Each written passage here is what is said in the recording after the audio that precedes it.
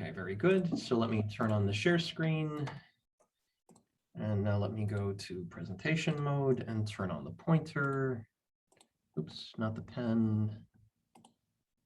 The pointer. Okay, so you guys are seeing my slides and the pointer, yeah? Yes. Yes. Okay, excellent.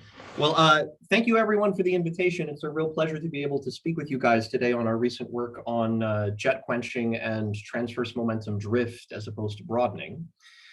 So this is work that has a bit of a long history. So the talk that I'll present to you guys today is really coming in two parts based on work in two papers that I'll show you in a moment. There's sort of the basic theory work on incorporating these kind of corrections into the opacity expansion for jet quenching. This was done with Andrei Sadafyev and Ivan Vitev. Of course, Andrei is now with you guys there and has had a chance to advertise a little bit some of the work that we've been doing, which is great. This project sort of was born when both Andrei and I were postdocs at Los Alamos, and Andrei came into my office to ask about how to interpret some of the effects that he was familiar with from holography in terms of perturbative QCD, and that was really the genesis of this work. More recently, I've been working with a number of students here at New Mexico State University, and I'm very proud to show off their contributions today. So let me start off with the people involved. This work is possible because of the strong collaboration from all of the people. Like I said, this project was born at Los Alamos from conversations with Andrei and then Ivan. I have to throw out a very special thank you to Andrei because his persistence over multiple years is what made sure that this project stayed alive and made it as far as it has gone so far. Really happy to show off the work from my students here at NMSU, including Joe Bader and Hassan Rahman, who are my graduate students. And I've got a couple of very enthusiastic undergrads who've been busily working on these projects, Logan Antiporda and Jorge Marquez Chavez. The computational work that we've been doing here and are likely to continue in the future is made possible by my longtime friend and colleague, Jeremy Tanner, who has put together a private computing resource that he's made available to us very generally that's allowed us to start to really scale up the numerical computations that have been the basis of this work. So I only have about an hour to chat with you guys this morning. So let me refer you to the two papers for further information. The first part of my talk is really going to focus on the theory development done with Andrei and Ivan, where we worked on computing essentially the GLV formalism for jet quenching beyond the Eikonal limit and including sub-Eikonal corrections that make the formalism sensitive to transverse momentum deflection and other sort of sub-Eikonal corrections beyond the usual framework. And then all of the applications with the students over the summer are encoded in this paper, which we just put on archive. And this was our attempt to sort of take the formulas that we derived after this 100-page quantum field theory exercise and evaluate them phenomenologically in simple models to start understanding what the real implications might look like for somewhat realistic heavy ion collisions.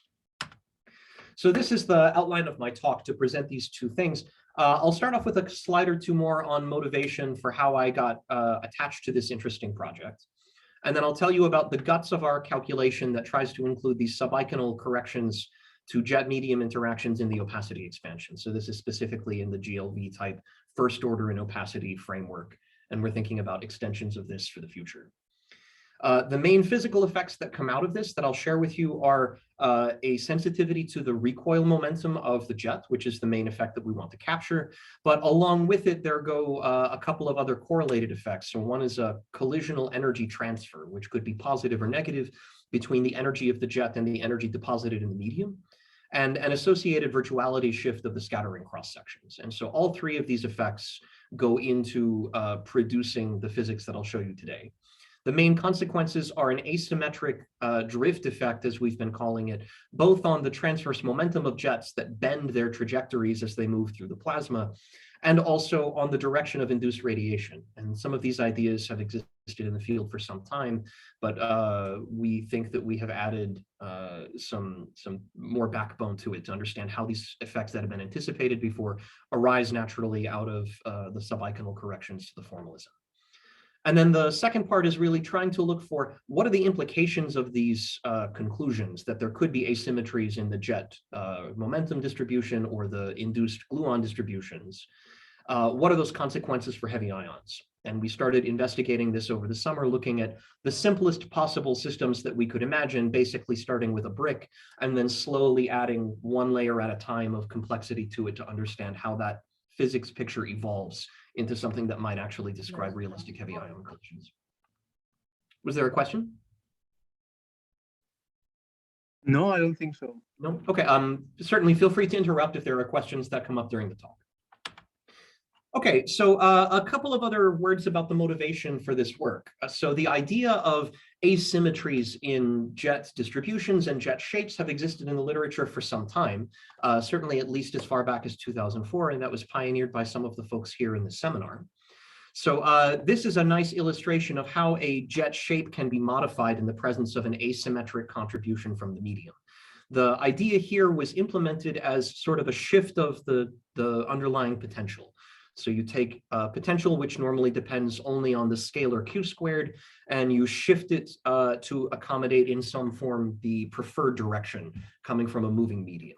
And you can see here that the ideas are very clearly encoded and then sort of nicely quantified by the change in the jet profile, from something which is symmetric and maybe symmetric in vacuum, but then symmetric and broadened in the medium, versus the contribution from a flowing medium that can add an asymmetric piece and distort that jet shape from being something round. Sort of another current in the field more recently has been these ideas that have been propagated around asymmetries generated by gradients.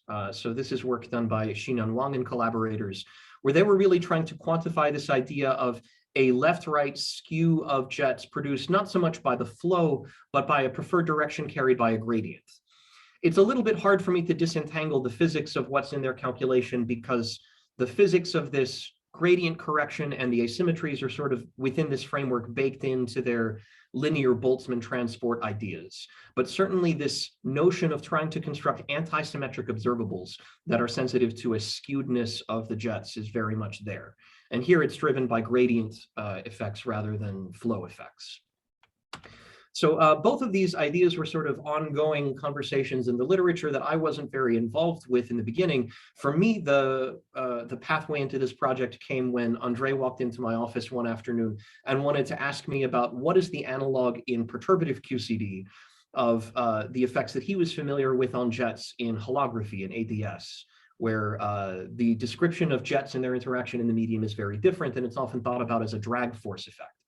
So there were existing trains of thought in the literature around that time that were talking about drag force effects that literally drag the jet behind them from a holography perspective.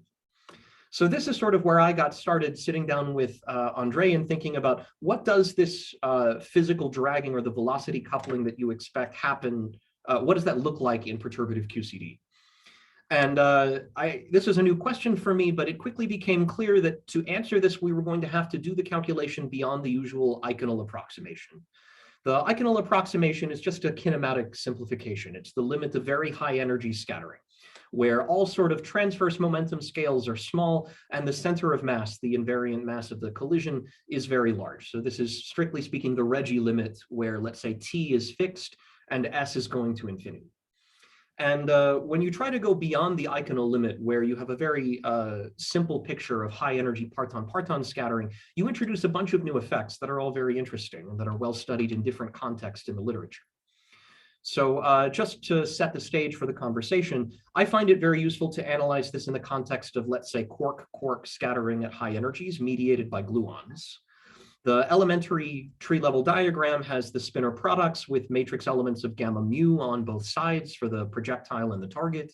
And of course, you have the gluon propagator, which depends only on t. I find it very instructive to separate out that vector product of spinor matrix elements to pick out which components of the projectile and target momentum are dominating a given contribution to the reaction.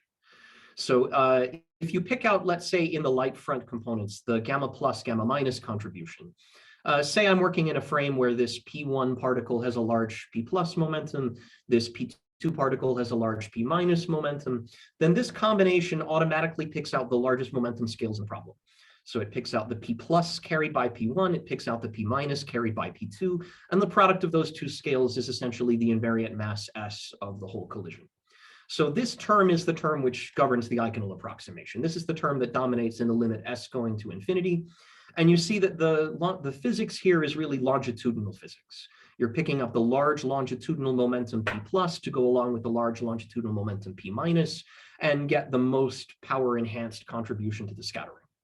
So the usual framework that's used to derive high energy scattering, the basis of, certainly GLV opacity expansion and many other jet frameworks, is working within the Eikonal approximation, really just picking up these kind of terms.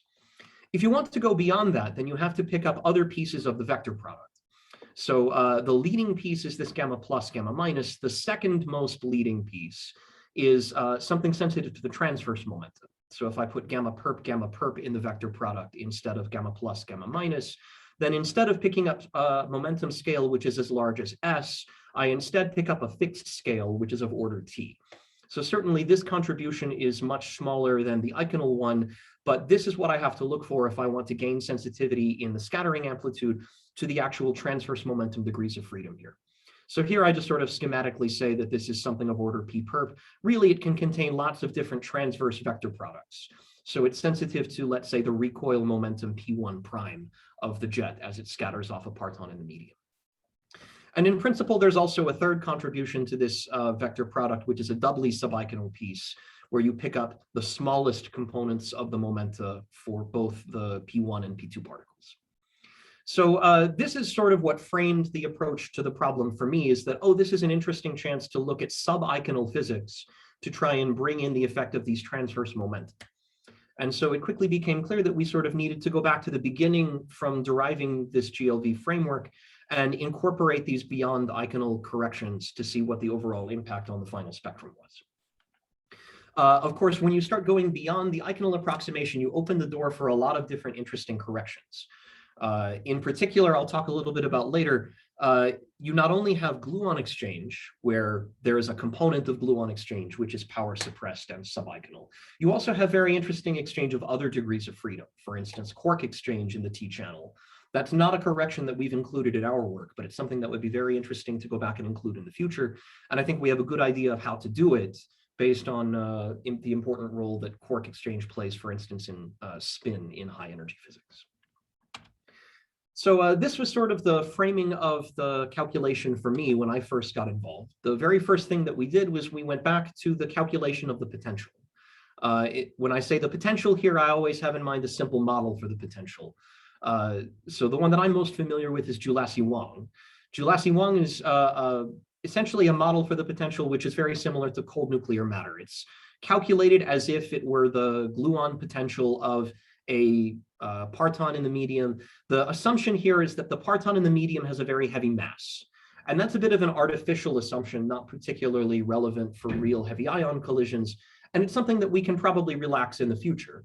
But since this is sort of the standard lore of what Julassi-Wong is, we started with that assumption and then kept it as we were trying to keep the sub-Eikonal corrections to it. So with this in mind, we started with the calculation of the potential and worked to the first sub-Eikonal order. And this is the expression for the potential that you get when you do it. The form of the potential is proportional to the non-relativistic velocity u mu of the partons in the medium. So here this u is related to the momentum p of the incoming particle in the medium. The momentum p, the relativistic momentum, is gamma m times 1 in the time-like component, and then the usual non-relativistic velocity, by which I mean not including the gamma factor.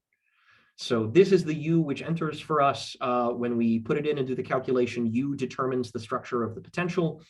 And the interesting corrections, all the main physics that we will propagate through the Julassi-Wong GLV calculation is really already shown here at the level of the potential when we calculate those corrections. So one important correction is a modification of the potential. It really just comes from the propagator. This is literally the gluon propagator with if you have spinners, then you have spinner matrix elements. If you've got scalars, then you just have vector products. But the important piece here is that when you include sort of the finite kinematics, the delta function that usually enforces the Eikonal approximation, it usually tells you that a little bit of transverse momentum can be exchanged, but there's no energy transfer in Julassi-Wong potential. Normally, this is a delta function of Q0 that sets the energy transfer to 0. But when you work beyond the Eikonal approximation, you get a modification of that delta function. It's not delta of Q0, but it sets Q0 to be something which is parametrically small compared to the center of mass energy. So the key effect here is already that Q0 is not zero, but it's equal to U dot Q, that three-dimensional product of the direction of the velocity of a particle in the medium and the direction of the momentum transfer Q. And this has a number of interesting effects.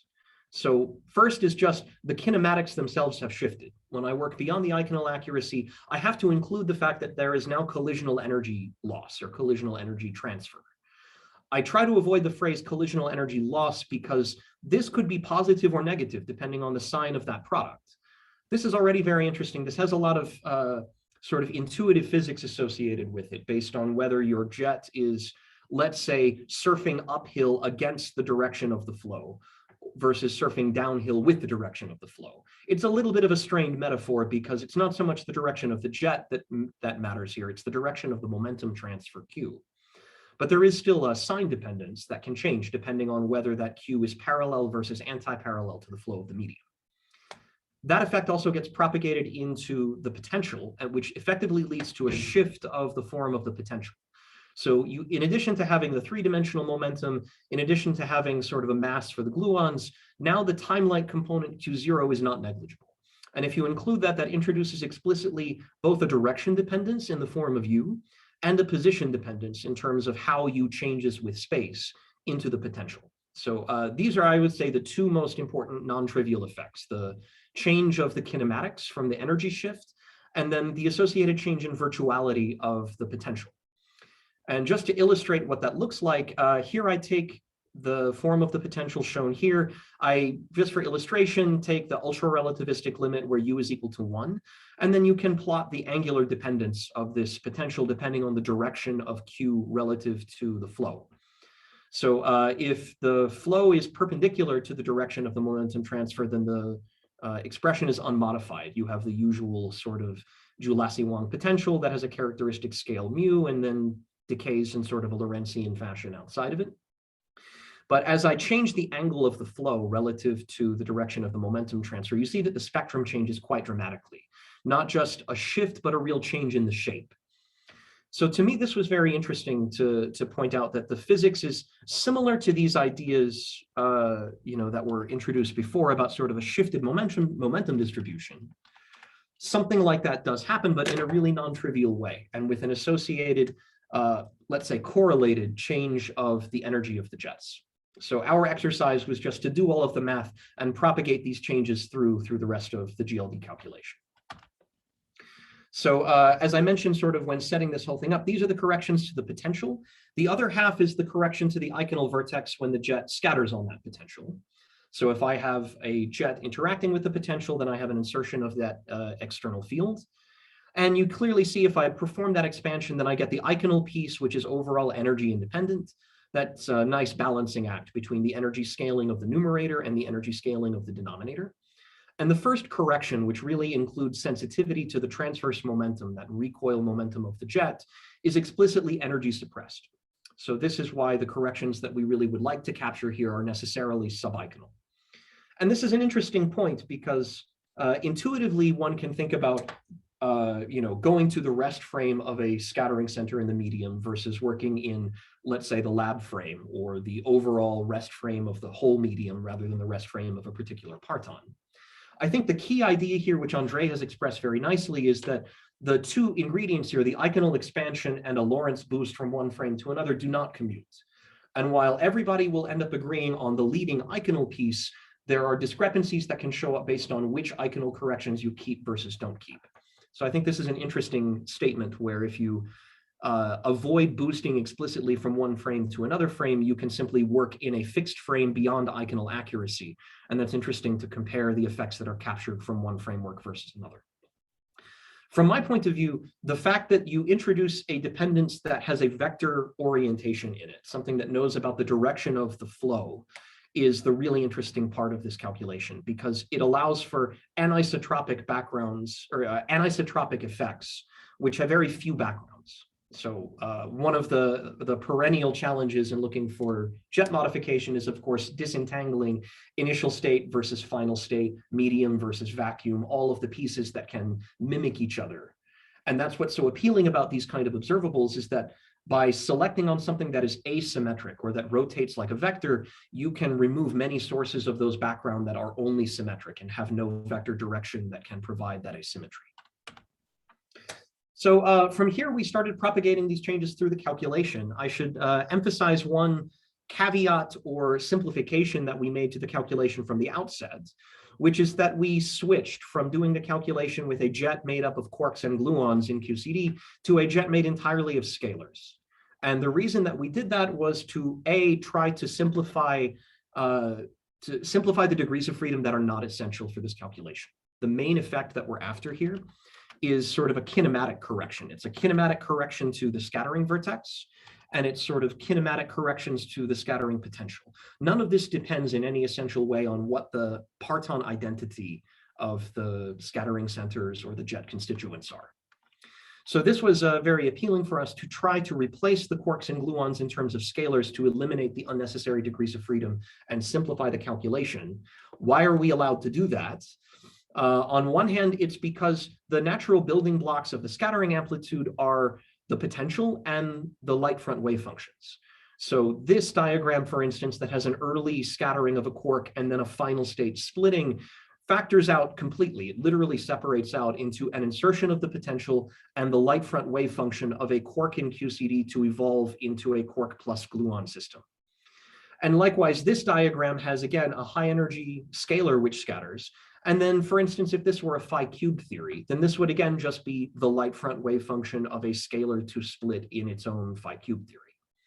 So because I know that the building blocks of these scattering amplitudes are expressed in terms of light front wave functions, as long as I keep those wave functions arbitrary, then I can simply replace this wave function by that wave function, and the overall expression remains the same. The other piece that's necessary to be able to make this sleight of hand is a demonstration that the high energy scattering of quarks and scalars are identical at the accuracy that we needed.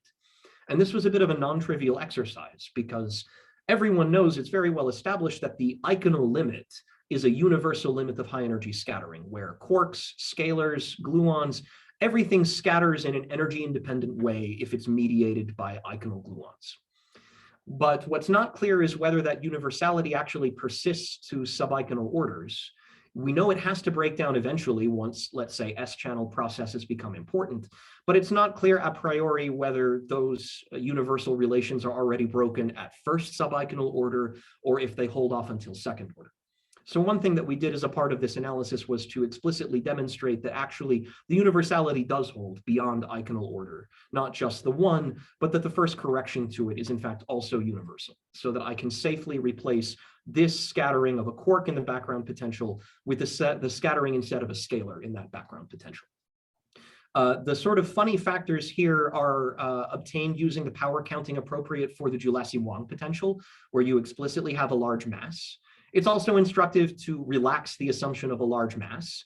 And one again also finds that the universality of Regge scattering holds beyond the Eikonal order, at least to first sub-Eikonal order, if you don't have a large mass, if you're sort of working in the ordinary Regge kinematics. So this is the framework for the calculation. We want to replace all partons with scalars except for the T-channel gluons, so that we really have QCD type mediated gluon exchange. And we want to calculate the impact of those kinematic corrections on the final distributions. So the form of the corrections to, let's say, the jet transverse momentum distribution take the following form. So there are so-called single-born and double-born diagrams. These are the diagrams that exchange net momentum. So this represents the outscattering of a particle that initially had momentum p minus q. It acquires momentum q from the scattering, and it winds up in the final state with momentum p. And so these have their own set of corrections that are sensitive to the vector direction of the flow u. And we wrote that correction factor as gamma, which I'll show you in a moment. The other types of diagrams are the so-called double-born diagrams. These are essentially unitarity corrections that subtract out the probability or subtract out the weight of the unscattered forward scattering distribution at p due to increasing the weight of states with p minus q. So there's a transfer of momentum, single Born diagrams, double Born diagrams, and in principle, they both can have their own separate corrections. The structure of the corrections includes exactly the three effects that I pointed out before. There's an explicit factor that comes from the correction to the Eikonal vertex. So this is explicitly something that knows about the recoil momentum of the jet. In addition, you have all of the sort of indirect corrections that came from a shift of the virtuality and the potential. And just by Taylor expanding, we can translate this into a shift of the effective cross-section of Q squared. The other thing is a shift of the energy of the jet. So this is effectively a shift of the initial energy of the jet coming out of the hard scattering. So I'm measuring the distribution of jets not with the original energy E, but with a little bit more energy E plus delta E, and that's represented by this correction. So these are sort of the ingredients. This is how they build up the overall distribution of jet transverse momenta, which experimentally I would associate with an acoplanarity distribution. You're really looking at the direction of the jet or an identified hadron with some transverse momentum relative to a specified axis. So something like the acoplanarity between a photon and a jet in heavy ion collisions, or say in cold nuclear matter where you have an initial state photon from DIS that provides a direction relative to which you can measure the jet deflection. So this is what the structure of the result looks like for the simplest observable, which is just jet broadening transverse momentum distributions. The more sophisticated observable is the one that includes the final state splitting relative to energy loss. The anatomy of this calculation is a little bit more sophisticated. Let me point out sort of the structure of how it's obtained. You start off, for instance, with a diagram like this that has that splitting, and the shift coming from the flow enters a priori in the correction to the Eikonal vertex, the correction to the potential, and then the kinematic shift of the energy of Q. So that affects the initial source function J, and it sort of indirectly also affects the values of the poles. So the setup is something very familiar with the ingredients for the opacity expansion in GLV. When we propagate these corrections through, most of it is an exercise of computing the integral by residues and looking at the overall impact that these corrections have on the locations of those poles. When we do that, we sort of get the standard building blocks. There are the wave function giving me exactly the splitting of that scalar into those two scalars that I know how to replace if I want to switch after the fact from working with scalars to working with real QCD. I have the potential with the corrections sort of removed from it and included explicitly. There are the usual LPM phase factors associated with this diagram, two different types of them, sort of a lifetime phase associated with the formation time of that final state, and what I would refer to as an impulse phase, talking about the phase slip from the transfer of momentum at the point of scattering. And then we write it as the usual term with 1 plus a correction, this form of this omega. And again, the omega that generates the corrections to this diagram from the velocity includes an explicit shift from the sub-Eikonal correction to the scattering vertex, a shift of the energy, and a shift of the potential. What's really interesting here is this connection between the LPM phases, the things that normally govern the interference pattern responsible for overall energy loss of the jets. Those same phases show up in those corrections associated with the velocity. So there's a really interesting entanglement between LPM physics and this drift physics or transverse deflection of partons that are radiated to the process.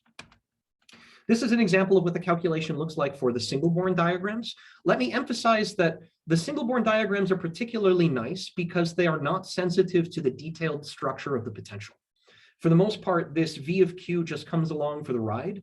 And if there's some shift of V of Q, then I extract it by a derivative. But I never need to put in very detailed information about the fact that this was a Julassi-Wong potential as opposed to, say, a hard thermal loop potential. The situation is a little bit more sophisticated when it comes to the double Born diagrams, because here the pole math is a lot more complicated. So here you have an interference correction coming from double scattering in the amplitude, which interferes with no scattering in the conjugate amplitude. Here's an example of a diagram like this. Again, the corrections enter from the Eikonal vertex. Now there's 2 of them. The potentials, now there's 2 of them. And then the kinematic shifts. The issue here is that now when you have to do a detailed sub-Eikonal computation of the poles, you really do get contributions coming from poles of the potential that are of the same order as the terms that you would like to keep coming from here.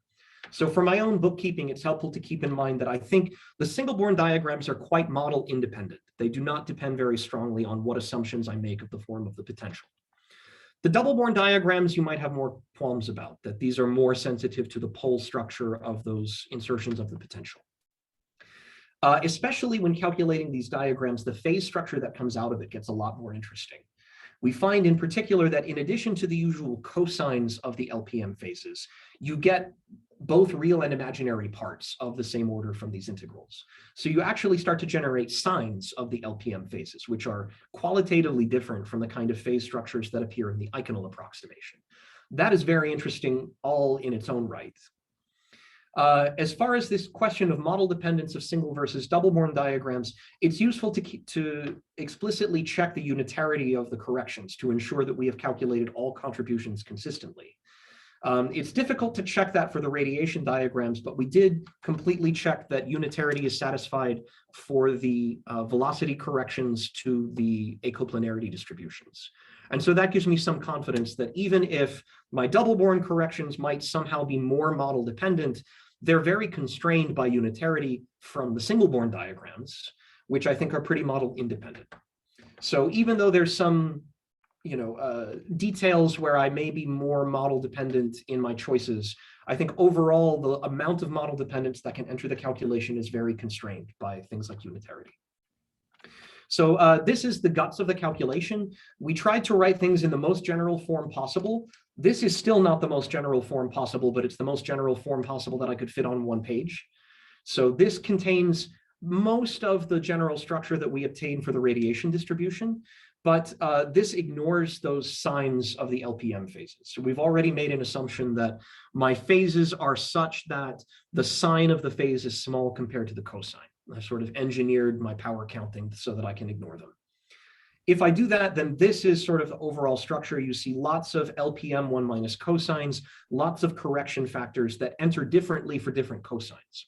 So there's a ton of very rich structure here where you are imbalancing the LPM interference pattern by changing the weight in a direction-dependent way of many of the different interference phases. But this is way too complicated to wrap my head around what the physics is telling me. The next thing that I can do to simplify this is to try to simplify my phases a bit more. If I've already made an assumption that the sign of my phase is small enough to neglect it, then for consistency, I should also neglect terms beyond quadratic order in the cosines. So the difference of cosine from 1 is small. Matt, a quick question, a quick comment. Yes, please. Yeah, so you neglect sines and 1 minus cosines, or like simplify them, not generally, but when they multiply by sub-Eikonal corrections. That's correct. So this is small, and it's too small to keep if it also multiplies something which is sub-Eikonal. Exactly, yeah, because of it may be. That's right. Thank you for the clarification. So this is just a way of trying to trim down the types of corrections we keep to something manageable. This makes it a little bit better, but it's still very unwieldy. The next thing that one can do is make a number of other common assumptions. Let's assume that we're dominated by soft gluons, the soft approximation x much less than 1. Let me also assume what I refer to as the broad source approximation, which is a commonly used assumption that the initial transverse momentum distribution is fairly broad so that you're not sensitive to small shifts of the initial hard scattering momentum distribution. If I do that, then that finally boils down the spectrum to something tractable with just a couple of types of corrections from a few overall diagrams that survive. And the last thing that I can do is I can now replace my explicit light front wave functions to put back real QCD. It's interesting that if I take this expression and I put in the actual scalar wave functions, I get 0. And that's because the scalar wave function is isotropic. It has no preferred direction for where the gluon gets radiated. But in QCD, there is a preferred direction where the gluon is radiated in a direction associated with the polarization of that gluon. So there's sort of vector information that changes whether those wave functions survive or die from the integration over the angles. So in the most simplified form, the thing that I can give as a takeaway message that we can actually play around with, if I make all of these assumptions, then I boil the overall gluon spectrum down to essentially the Eikonal piece, the usual 1 minus cosine that's existed in literature since 2002 or earlier, and an explicit correction, which is sub-Eikonal. It's explicitly dependent on the gluon momentum divided by the energy. And the particular factor in front here was obtained for the Joulasi-Wong potential. So this is sort of the most simplified version that I can wrap my head around. The physics implications of this calculation are twofold. One is the effect of a transverse momentum component into the jet momentum distribution, which really deflects or bends the trajectory of the jet. This is the effect that my group has been referring to as jet drift, where the jet trajectory is really bending in the direction of the collective flow. The other one is more subtle, and this is the idea that was anticipated many years ago, that there's an imbalance in the probability to radiate gluons. The gluons are preferentially emitted parallel to the fluid flow and suppressed anti-parallel to the fluid flow. So even without changing the direction of partons that are already present in the jet, you can change the jet shape and the overall structure of the jet by emitting gluons asymmetrically. And like I mentioned earlier, the thing that's really exciting about this is that these asymmetries are essentially protected symmetry observables that couple to different quantum numbers than the usual questions we ask about total energy loss or total broadening of the jet. So coming from a background of small x and spin physics, this was very exciting to me, that by selecting on asymmetries, just like spin asymmetries, we can explicitly remove the contribution from the leading Eikonal degrees of freedom and select on something that can only receive contribution from sub-Eikonal degrees of freedom, which is very interesting. So this is where my students picked up the work over the summer. We took the main picture that came out of this work and wanted to apply these formulas to very simple cases to wrap our heads around what do these cartoons look like in reality. I think it's helpful to orient ourselves around what the data shows before we dive into trying to compute those observables directly. One thing that's really fascinating to me is that there's a significant difference between what broadening looks like in hot versus cold nuclear matter in data. It was quite a surprise to me to see that in cold nuclear matter, the transverse momentum broadening relative to the vacuum is quite obvious. It's a smoking gun. This quantity is a difference in average PT squared compared to EA versus EP. And if I go from EP to EA, I see a broadening which is A positive. So it is a broadened distribution in the medium relative to in the vacuum. That's not automatically something which is obvious because the LPM effect both generates extra radiation that did not exist in the vacuum and also destructively suppresses some radiation that would have existed in the vacuum. So there are both positive and negative contributions to the broadening coming from LPM.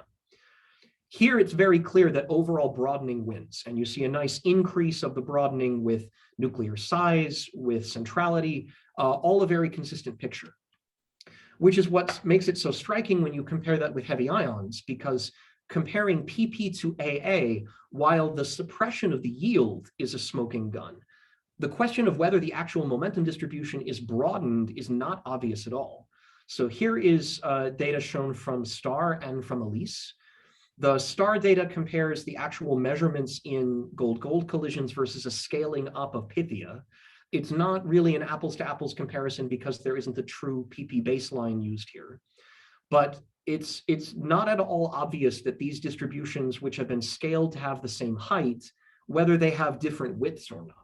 So while there is unambiguous broadening in cold nuclear matter, the data in AA is consistent with either no broadening, positive broadening, or negative broadening, really a narrowing. All three scenarios are sort of consistent with the data. And that was a very interesting point. It's not obvious to me why there should be a significant difference between broadening in hot and cold nuclear matter. What would we like to quantify about these distributions? We want to talk about effects on the shape of that distribution. This is a trigger particle. In this case, it was a hadron versus a reconstructed jet on the away side. We would like to measure not just, let's say, the location of the center at pi or the width like mean PT squared, but various other kinds of moments like the skewness or any kind of moment you can imagine that quantifies the shape of that distribution. If there is not only a symmetric part, say a Gaussian piece, but potentially a skewed or smaller asymmetric part. So one of the things that we worked out in the long paper was this idea of trying to quantify these things with moments. The key part here is that I have something that's asymmetric, that has a dependence on the vector direction of the flow. So if I calculate a vector valued moment, any vector valued moment, then the symmetric part can never contribute. It simply averages to 0 over angular averaging. So I can imagine computing any moment I want, not necessarily integer moments, not necessarily positive moments, All I really require is that I integrate this distribution by the vector PT, and then I can weight it by whatever power or function of the scalar magnitude of the momentum I want. And if I do this and I do the angular integration, I get something remarkably simple. There's an overall prefactor, which depends on the details of that potential, all these numerical factors, as well as which power I pick to look at. But the overall structure of the asymmetry that comes out of it depends only on the line integral of a certain combination of transverse and longitudinal components of the flow velocity relative to the jet, and potentially various powers of the temperature in the form of the Debye mass. If we do the same kind of calculation for the jet distribution, the gluon distribution, it's interesting to note that the building blocks there are also the same. If I take that distribution, even the differential distribution, without computing a bunch of moments of it, the probability to radiate the gluons is also proportional to exactly the same kind of line integral. Here, it just happens to come without any extra factors of the temperature. So I can study effects that are relevant both to understanding the net transverse deflection, sort of moments of that skewed distribution, and also learning about the radiation at the same time by calculating these moments for various scenarios of the flow and the geometry that go with it. And that's what my students did over the summer. One thing that was useful for me to wrap my head around was the amount of model dependence or independence in such a calculation. It was helpful to try and do a substitution between the usual Julassi-Wong framework that we used as the starting point versus the alternative you would have if you had done this calculation using hard thermal loop. There's a very nice dictionary produced by Magdalena Georgievich showing how to convert the mean free path in Julassi-Wong to a corresponding mean free path in hard thermal loop, and the sort of scaled effective cross-section in Julassi-Wong, which really can be identified with a cold nuclear matter cross-section, and an equivalent function, which is not exactly a cross-section, but plays a similar role in hard thermal loop. When I make those substitutions into my line integrals, it's interesting to note that the structure of the geometry dependence is exactly the same. Nothing changed about my line integrals. The only thing that changed was the prefactor. So these two models will have exactly the same response to a geometry, whichever geometry I consider. They have different dependence on which moment I look at k, going from sort of the UV limit k going to 0 versus sort of an infrared limit. This tells me that the two potentials have the same UV behavior, and that if I choose to look at moments which are weighted towards the UV, I expect results that are generally model independent. On the other hand, if I look at things that are more weighted towards the infrared, there I see significant differences between what hard thermal loop would have predicted and Julassi-Wong would predict. So I think the main physics messages that I'll show you next about how these line integrals depend on geometry are quite model independent. And if you choose to look quantitatively at the physics in the UV, they are also model independent. But if you want to discriminate between different models of the potential, you should focus on moments that are weighted towards the IR, where they can really tell the difference between the two. It's also interesting to note that these two sort of extreme cases of Julassi-Wong, which has a very stable infrared behavior, versus hard thermal loop, which is much more divergent in the infrared, both of these can be regarded as different limiting cases of a more general parametrization involving a generic non-perturbative magnetic mass. So I think this is a nice avenue going forward to take a form that allows me to flexibly interpolate between one or the other type of potential forms. So we evaluated these integrals in the simplest possible geometries that we could come up with, starting with the age-old brick. It's not really a brick in the sense that people have talked about for a while because it's flowing. We've been calling it a slab. So it's a constant slab of plasma showing laminar flow with a fixed velocity direction, as indicated here. And what we find if we just take these moments and evaluate the line integrals, assuming everything to be constant, is that the relevant quantity that determines that deflection in a given geometry is that vector valued ratio of u perp divided by 1 minus u parallel. And if we just plot what that function looks like for different choices of the flow direction, we see that there's a tremendous amount of tomographic information in that factor. So one thing that you notice immediately is that a zero crossing occurs when the jet is going parallel to the direction of the flow. If the jet is directed a little bit below the orientation of the flow, then it receives a positive correction to its angular distribution. So this bends the jet in the direction towards the fluid flow. On the other hand, if the jet's on the other side, then the sign of the correction changes. You get a negative correction, which again pulls the jet back towards the direction of the flow. So what this sign pattern is telling me is that the asymmetry that we've calculated has the effect of pulling the jet always toward the direction of the flow, whatever direction that is going in my medium, in my particular geometry. So not only that, the heights of the peaks carry information about the magnitude of the effect, the width of the window between the peak and zero crossing and the other peak also have information about the magnitude of the flow. So in principle, if I could measure such a thing, I would be able to reconstruct both the magnitude and the direction of the flow. And this was encouraging for us to say that tomography could be possible with such an approach that would allow us to extract information about the direction of the fluid flow in a medium. Now, so the main physics message that I get coming away from that is that the direction of the fluid flow is literally an attractor for the jet trajectories. So if I have a ridiculous assumption of an infinite constant slab, where I have as much space as I want for the jet to turn, eventually all jets will turn and go in the direction of the fluid flow. So no matter which initial condition I start off with, if my jet is initially at 1 radian, 2 radians, 3 radians, and my fluid flow is along 0, then given sufficient time or distance, the jets will always turn around and they will follow the direction of the flow.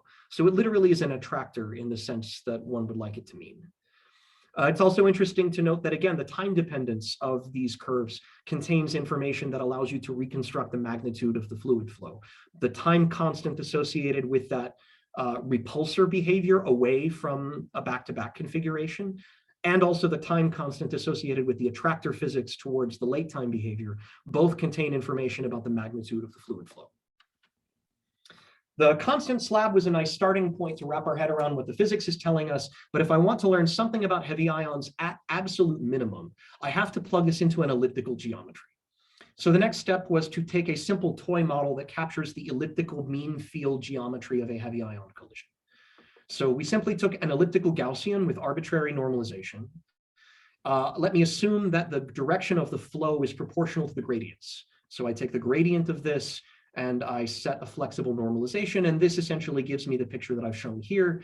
And I can freely choose the height and width of that Gaussian, and I can choose them to mimic the role of an impact parameter in a varying heavy ion collision. So this gives me a fairly simple but flexible toy model that captures that basic mean field geometry of a heavy ion collision.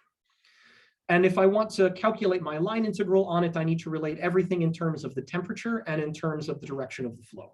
So I have to plug in my densities, I have to plug in my Debye mass, and things like that in terms of the temperature. That introduces a few dimensionless constants of proportionality. But the important part is sort of how does this integral change depending on temperature and the direction of the flow. So the answer is we see a very strong correlation of the direction of the jet drift and the direction of the elliptic flow of the geometry. So if I take, for instance, the case of central jet production produced at the center of the collision, and I look at which direction the jet gets bent depending on its initial angle, I see a beautiful cosine 2 theta modulation that really tells you the main direction of my fluid flow in this elliptical geometry is lateral.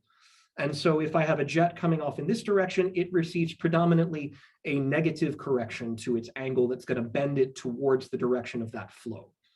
So we see a very striking cosine 2 theta modulation coming from this dependence. And I would really contrast that with this idea of an asymmetry that looks like a cosine 1 theta modulation. This is what Xinyan's group had in mind when they were talking about this gradient deflection. And I think this is where the missed opportunity was, that the effect does not look like a cosine 1 theta V1 kind of effect, but a cosine 2 theta modulation very similar to the elliptic flow. I'm mindful of the time, but I want to get across the main messages here. The central production case is very, very clean. That's where you see exactly the cosine 2 theta modulation. You almost have no other choice. If I consider non-central production, then those curves change, and I strongly skew that angular distribution. So there is a significant path length modulation that leads to cancellation in one direction versus the other. But if I take a statistical sample of jets produced at random points that are weighted by the binary collision density, or something pretty close to it, that statistical average reproduces exactly the cosine 2 theta modulation as if all jets were produced from the center. So this cosine 2 theta geometry modulation is very robust. It survives statistical averaging over the jet production points. It also survives statistical averaging over impact parameters. Now, if I start to allow that impact parameter to fluctuate, now I have a variety of events with different sizes and different ellipticities. That introduces a tremendous amount of extra fluctuations to my moments. But if I average them all out for minimum bias sampling, I get exactly back the cosine 2 theta modulation. And if I even break these events out into centrality classes and I average within a centrality class, I again see a strong coupling of the jet deflection to the reaction plane orientation with a magnitude that grows with centrality. So with increasing ellipticity, you have increased coupling to the geometry. So we wanted to quantify how strongly correlated are these two quantities, the ellipticity of the event and the deflection of the jets. One thing that I can do is I can take that angular averaged cosine 2 theta modulation and get the weight, the magnitude of that jet quantity, and try to correlate it with the ellipticity of the event shape. For this simple model, I can calculate the ellipticity epsilon2 analytically in terms of the height and the width. And I get a very strong positive correlation between my epsilon2, which in this simple model is just linear with centrality, and this, you might call it a J2, a jet type cosine 2 theta modulation for the acoplanarities. These two things are strongly correlated. The last thing that we did was we took this and we allowed even the reaction plane angle to fluctuate. And this required us to now correlate the direction of the jet with the reaction plane angle in a single event. So this was a lot more sampling we had to do. I couldn't just take moments of this distribution anymore. I had to actually individually sample the distribution one event at a time. So in this case, one event gives me one angle theta, or let's say one initial angle theta of the jet and one PT telling me how much the jet got deflected from that initial angle. And again, even despite the addition of all possible fluctuations into this simple model, the correlation is so robust that it's always there. As long as I correlate the direction of the initial jet angle, theta, with the direction of the reaction plane, I always see that cosine 2 theta fall right out. We can do exactly the same kind of analysis that one does in the soft sector. If I take that angular modulation and I explicitly decompose it into Fourier harmonics, I see very clearly that only the even moments, especially the n equals 2 cosine 2 theta moment, this has a strong response to the geometry, whereas all of the odd moments are consistent with 0. That's pretty much guaranteed by my very simple optical Glauber model. And I think that illustrates why looking for a net asymmetry V1 is the wrong thing to look for, whereas looking for something elliptical is the right thing to look for. And we can quantify exactly the correlation on an event-by-event basis between that V2 type modulation of the jet acoplanarity and the actual V2 or epsilon2 of the initial state. And we see by calculation of a Pearson coefficient, these two things are very strongly correlated, and that correlation increases with centrality. So this was the main physics message that we walked away from, is that if you include pretty much any kind of these fundamental asymmetries, it's going to always lead to this cosine 2 theta type modulation of the jets correlated with the reaction plane. I don't have time to talk about the exciting work that we have in progress, but the students are working very hard now to go beyond the very simple toy models that were shown in our work over the summer to something that actually does the integrals over real hydrogrids. Trying to actually integrate over real hydrogrids is interesting and raises lots of neat questions about potential mismatches between the velocity distributions that those hydrogrids provide versus the temperature distributions those hydrogrids provide. It raises questions about whether we are sensitive to the presence of initial flow early in the collision. I think it makes a big difference in my line integral depending on whether all velocities begin 0 or whether they start off with an initial non-zero value. We're working on including non-trivial initial state distributions by working in Pythia. We're considering the impacts of the large velocities that might only be accumulated at very late times, when the jet might be deflected through a hadron gas rather than a genuine plasma. Other observables that one can think about, you can think about color glass condensate and classical gluon fields, and there are lots of opportunities to improve things that are not included in the underlying theoretical calculation. And I'm hopeful that my students, once they finish my quantum field theory class, will dive into that with gusto and try and include some of these corrections for the future. So I'm out of time. Thank you very much for your patience. I do have a few minutes before I need to run if others have questions. Okay. Thank you very much.